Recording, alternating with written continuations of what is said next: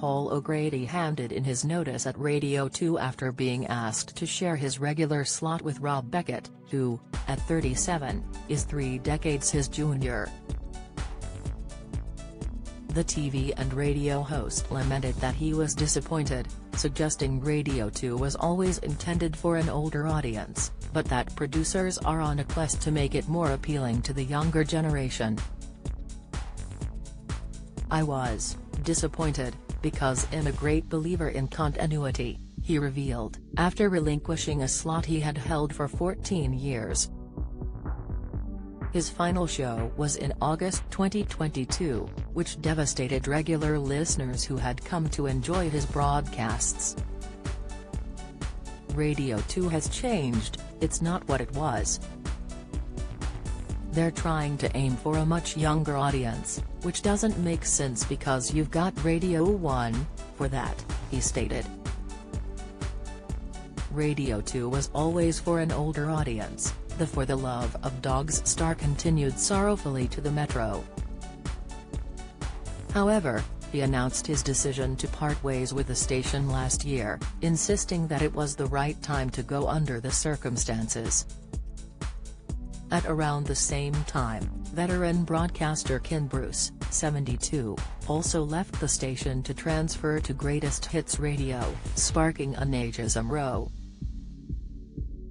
Fellow celebrity Vanessa Feltz, who is 61 and also left Radio 2 last year, claimed on This Morning, "I would imagine that it's a feeling of some sense of ageism at the BBC and that once you get over a certain age, your days are numbered.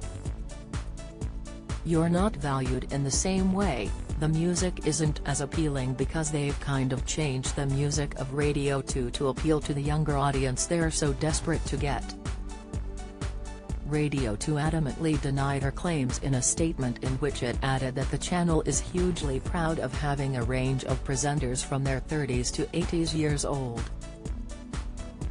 They added that the age range hasn't changed in decades and that Ken Bruce had been with them since the age of 32. The statement concluded, "We will continue to be a multi-generational radio station that serves a 35-plus audience with listeners tuning in each week to our brilliant range of programs, hosted by some of the UK's best-loved presenters." Meanwhile, Paul's own departure came soon after a long lockdown period during which the bubbly broadcaster admitted to being fed up and bored. In need of constant stimulation, he struggled to thrive without human contact while he was confined to his farm in Kent. "I ended up talking to my pigs," he chuckled, before adding that he also used the time to pen a children's book and learned to play the ukulele. Meanwhile, the keen farmer produced his own chutney and jam, but he couldn't shake off the boredom, and was elated when the time came to return to work.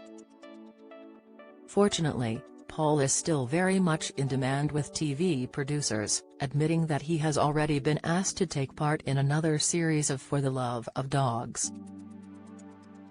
A keen animal lover, Paul has 5 dogs, with the most recent canine addition to his family being a wire-haired dachshund by the name of Sausage. He reportedly broke a clause that he himself had created in his TV contract to be able to adopt the pup, who originally arrived at Battersea Cats and Dogs home in search of a new owner. Besides Sausage and his other dogs, Paul also keeps pigs, chickens, sheep, goats and fluffy alpacas, meaning Terry's never a quiet moment on the farm.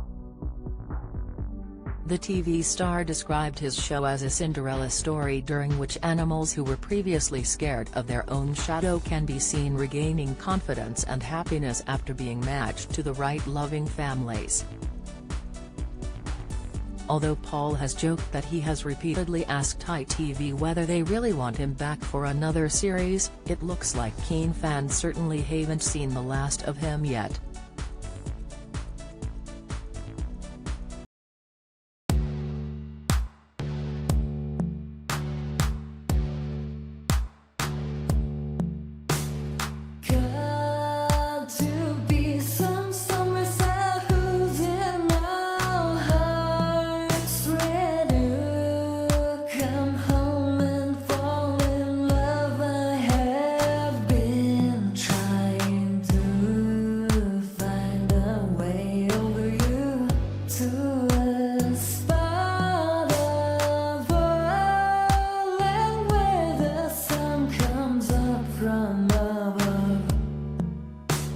I'll tell